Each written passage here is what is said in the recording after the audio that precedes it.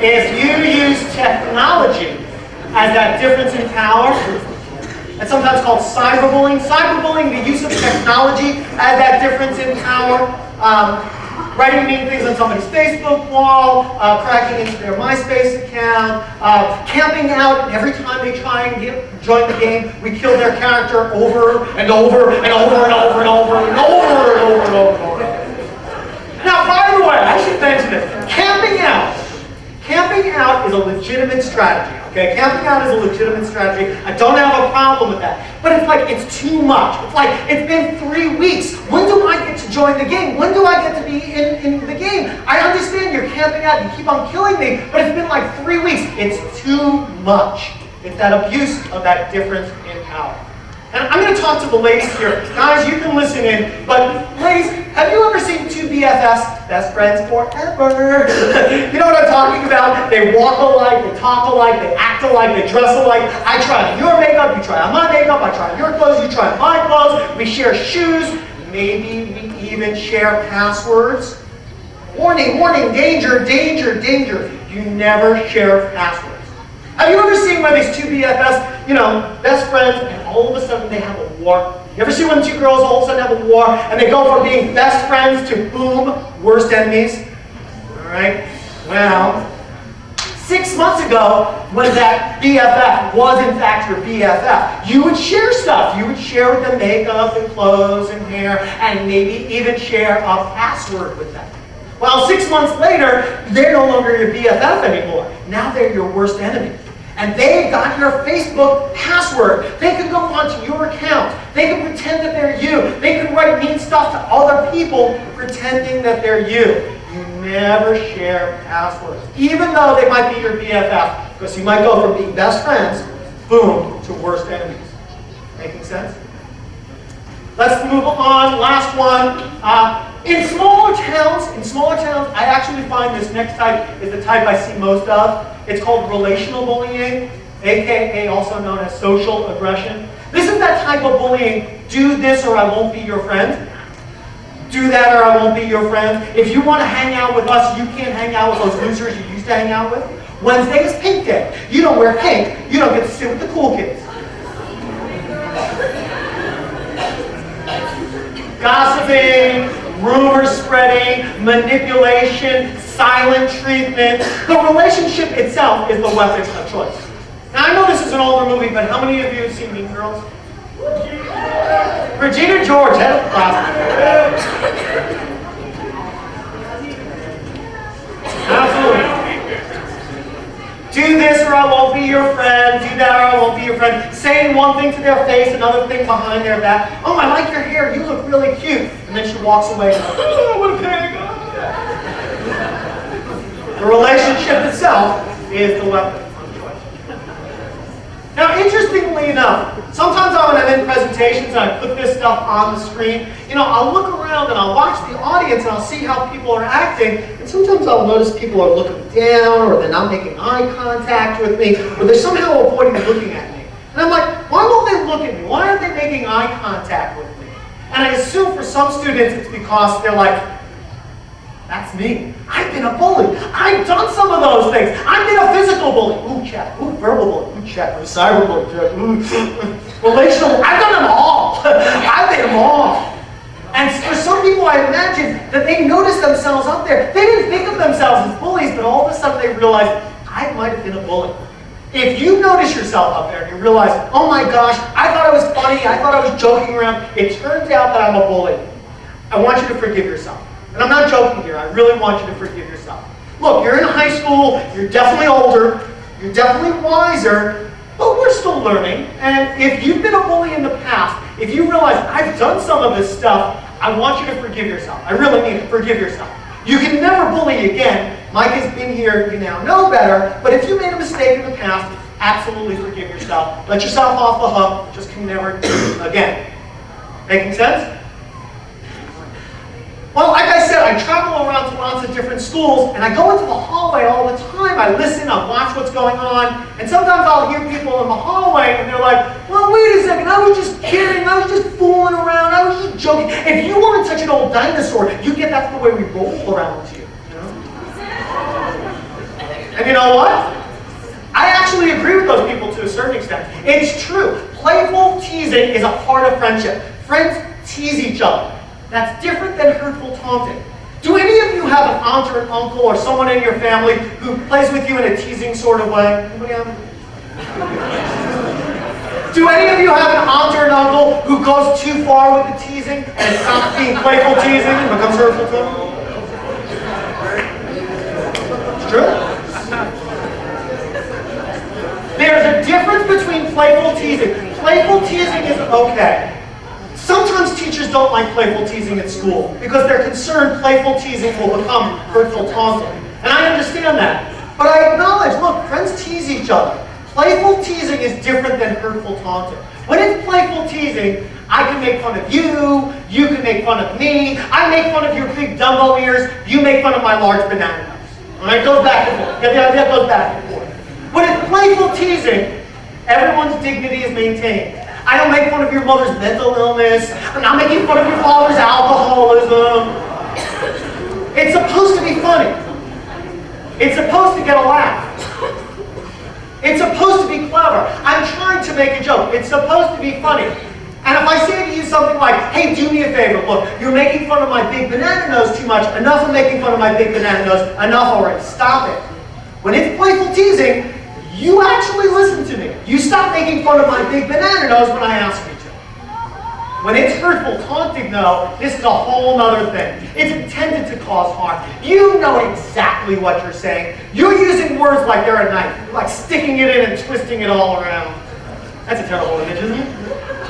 But you know exactly what you're saying. You might make it out like it's a joke, but it's no joke. You're making fun of religion, you're making fun of skin color, family dynamics, hairstyle, body style, things that we really care about. Boyfriends and girlfriends, members of our family, things that we really care about. And there's an imbalance of power. When it's hurtful taunting, I make fun of you, and you shut up and you take it. Goes in one direction. And you can tell it's hurtful taunting if I say something like, do me a favor, stop making fun of my big banana nose. I got it. Enough already with the big banana nose. Stop it already. When it's hurtful taunting, what do you go and make fun of especially? My big banana nose. Exactly right. Exactly. Not only don't you stop, but maybe you even do it more on the thing that I asked you about. Now, I know these next two slides are kind of stupid, but you know, it gets the point across. So I'm going to ask that you look at these two slides. I'm going to read them out loud in case you're in a bad spot. I want you to think, is this playful teasing, which is okay, or is it hurtful taunting, a form of verbal bullying? And here's the situation. Playful teasing or hurtful taunting. As a new student, Bart was still trying to fit in and make friends. At lunch, someone slid a whoopee cushion on Bart's seat. It made a farting sound when he sat down. The other kids started calling Bart the fart. Bart asked people to stop calling him Bart the fart. Now they're calling him Fathead Farty. Bart is miserable. Call it out. Playful teasing or hurtful taunting? I heard almost everybody say that this was probably hurtful taunting. Can you raise your hand and wait to be called on before speaking out? What are the indicators that letting you know it's probably hurtful taunting, a form of bullying? Yeah. Okay, they didn't stop calling him Bart the fart. Well, they did stop calling him Bart the fart, but now they upped it. They changed the name to Fathead Farty. Not only didn't they stop, well, they kind of stopped a little bit, but they almost actually got worse. Good. What else is letting you know that this is probably hurtful taunting? Call it out, just scream it out. He asked them to stop. They didn't stop. Instead, they upped it. They even did more. Right? They didn't listen to him. They stopped. Bart is miserable. Duh. That's a big one. Now, think about the power difference. They've got friends. Does Bart have any friends at the school? No. Bart is new. He's still trying to fit in. He doesn't have friends. He tells them, stop calling me Bart the fart. They kind of listen to him. Not really. Instead, now they call him Fathead Farty, which is a lot worse. And then they up it, you know, call him this worst name, and you can tell Bart is miserable. How about this one? Playful teasing or hurtful taunting? Debbie is 6 inches taller than the next tallest student in her grade. Two girls sitting with a bunch of other students say, hey, Shorty, how's the weather up there? Debbie rolled her eyes and half smiled at the lame use of humor. Then one of the girls said, Debbie, come over and tell us about that basketball camp you went to. Debbie sat at the table and said, okay, little people, let me tell you about meeting Shaquille O'Neal. Playful teasing or hurtful taunting? All right, almost everybody said it was playful teasing. What are the indicators that let you know it was probably playful teasing? They invited her over to the table, I heard somebody say. They invited her over to the table. Good. Go. Yeah, it was a back and forth. They called her shorties, she called them little people. Back and forth. Good. Good. All right. She half smiled. Did you notice that? I kind of imagine Debbie doing one of these, like, really? Really? Is that the best? Really? That's the best you have? Be careful. Sometimes people will smile even though they're being bullied. They're like, I don't know what to do. And, they kind of smile even though they are being bullied. And then they call her over to the table, and look, the conversation moves on. They start talking about basketball camp and Shaquille O'Neal. If they would have invited her over to the table, but it would still continue, hey shorty, hey fatty, hey moron, hey idiot, they would have invited her over, but it still would have been, inappropriate. The good news is, even on high school level, most kids are not bullies. They're really not. Most kids are not the targets of bullies. They're really not. What are most kids? The bystanders, the crowd. You're the ones who see bullying, you're the ones who hear bullying, and you're the ones who can stop the bullying. Alright? This might sound a little stupid, I apologize, but you know when you go to a restaurant, you know how they give you out menu choice items of the food, and you get to pick and choose which foods you want? Think of this as menu choice items. I'm going to put a bunch of ideas up here. Some of these ideas you're going to be like, yes, that's a good idea, I like that idea, that's a good idea, that's a good one. Some of these ideas you're going to be like, no way, no way. That's not a realistic idea. That's not realistic for me. I can't imagine myself doing it. If I put an idea up here and you like it, use it. If I put an idea up here and you don't like it, leave it alone. Think of it like menu choice items. Pick the ones you want, leave the ones behind that you don't like. And I'm going to start with an easy one. If you see bullying, if you hear bullying, not join in, remove yourself, get out of there.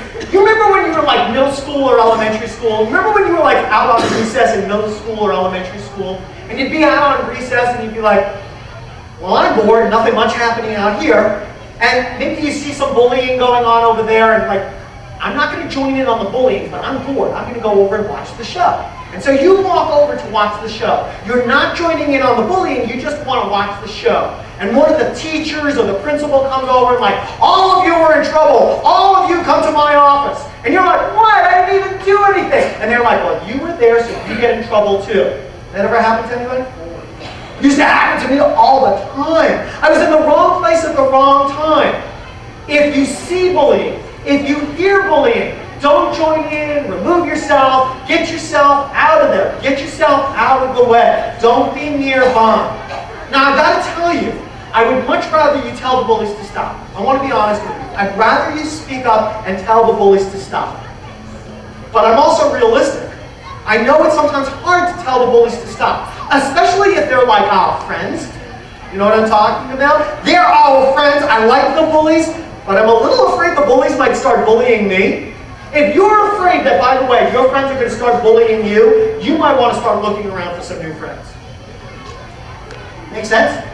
Well, I understand. Sometimes people are like, look, they're my friends, I like them, I'm a little afraid of them, I'm afraid they might start bullying me. Don't join in, remove yourself, get yourself out of there. If you're like, I'm big, I'm bold, nobody's going to bully me, I'm going to tell them. All right? If you feel comfortable going over and telling the bullies to stop, let them know.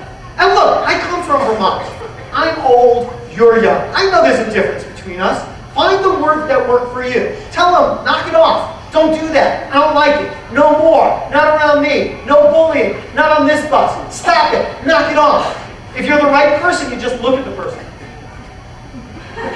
Doesn't take much. You let them know. This is not cool. It's not okay to do around me. If you're afraid that he might come after you, don't join in. Remove yourself. If you're like, look, I'm big, I'm bad, nobody's messing with me, you can tell the bullies to stop. Again, think of these as menu choice items. There's no right answer, there's no wrong answer, it's what you're comfortable with. Another idea. You can separate separate the bullies away from the person being bullied. I like the bullies. I'm not joking. I really like the bullies. I just don't like their bullying behavior. Get the bullies out of there. I like the bullies. I just don't like their bullying behavior. Hey, come on, guys. Leave that kid alone. Come on, let's go play basketball. We need a fourth for basketball. Hey, come on. We need somebody to turn the rope for double dutch. Come on, let's go play double dutch. Think of whatever you come up with, you know? Hey, listen, they're serving chicken nuggets in the lunchroom. Come on, let's go get some chicken nuggets. You know, come up with an excuse. Get the bullies out of there. I like the bullies, I just don't like their bullying behavior. Get the bullies out of there. You can separate the person being bullied away from the bullies. When I was younger, I went to a different school than you go to here. I went to a K through 5 school, and then went to a different middle school for 6, 7, and 8, and then 9 through 12 was a separate high school. I lived close to my elementary school, so I used to walk back and forth from my elementary school. I'm in 5th grade, I'm walking home from school, I'm all by myself. I'm walking home from school, and all of a sudden, I was surrounded by a group of 7th graders. Now, you look at me. I'm a short little man. I was a short little boy back in the day. I'm surrounded by these 7th graders. There was a bunch of them. There were like 7 7th graders, and they started making fun of me. They started making fun of my hair. They started making fun of my clothes. They started making fun of my mother. Know what I did about it? Know what I did about it? I did nothing about it. I froze. I'm like, I did nothing. I just stood there. I'm in 5th grade. I was a little boy. I didn't know what to do. You know, was I supposed to cry? Was I supposed to run away? Was I supposed to punch them in the nose? Yes? Are you punch them in the nose? I never punched anyone in the nose. I never actually hit anybody. I'm talking about really hit anyone. And like I said, look at me. I'm a short little man. I was a short little boy. Punch them in the nose. I never punched anyone in the nose. There's 7 of them. Punched them in the nose. I just froze. I just stood there. I didn't do anything. I actually got lucky though. There was a group of 7th graders, group of 9th graders who were walking by. They saw me with this group of 7th graders. I guess they could tell something was up. And they were like, hey, come on, little kid. You don't have to stand there and take this. Come on, we'll walk you home. And they got me out of the group of 7th graders. They walked me home for like a block or 2. And then they said, well, you're fine. You can walk the rest of the way by yourself. And they got me out of there. Sometimes we need somebody to get us out of there. I don't know if this happens in your lunchroom, but have you ever been to like a lunchroom or a cafeteria and somebody comes over to sit at the lunch table and they're bringing over their food, they got their tray or whatever, and they go to sit at the table and everyone goes, no room, and everybody spreads their arms and legs and there's no room. Of course there's room, they just have to go like this.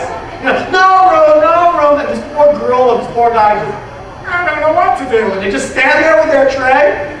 Call them over to your table. Be like, hey, look, you don't have to stay there. Come and join us at our table. Don't worry about those guys. Join us over here. Separate that person away from the bullies. Sometimes we get frozen. We need somebody to help us get out of there. All right, this is the last one, and I want to let you know this is probably the hardest one. That's why I put it as the last one. This is the hardest one for a lot of high school students. It's report to a trusted adult. Keyword there being trusted.